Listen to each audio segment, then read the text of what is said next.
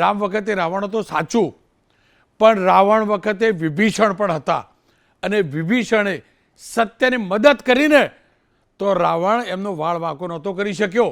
અહીંયા તો લાકડીઓ પડી, અહીંયા તો લાકડીઓ પડી, અત્યારે તો આખી લાકડીઓ પડી, આખી સરકાર વિભીષણની ભૂમિકામાં છે. પણ આ લાકડીઓ કે પડી. ક્યાંય કોઈ અનિષ્ટ ના થાય. પણ આખી સાંભળો, સરકાર એમાં આ છે. લાકડીઓ પડી કોને? રોનકભાઈ, આ મેં બીજું આપને એક વાત કરું વચ્ચે. મેં ડીસીપી રાઠોડ સાહેબ જોડે વાત કરી. જી. આ વિડીયો મને એવું કહેવામાં આવ્યું છે કે આ વિડીયો સરકારને બદનામ કરવા જૂના અમુક વિડીયો છે.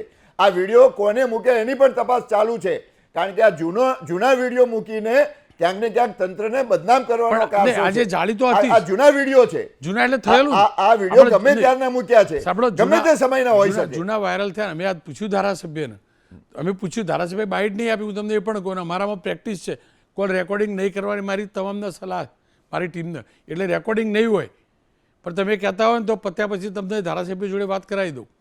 આપણે એટલે વિડીયો જૂના છે. જૂના નહીં, ધારાસભ્ય એમ કીધું કે ઝઘડો થયો તો નામમાં નહીં બોલું, તમારા પાર્ટીનું કોણ હતું અને પેલામાં કોણ હતું એ તમે ધારાસભ્યનું નામ આપી દો, ફોન કરીને પૂછી લેજો.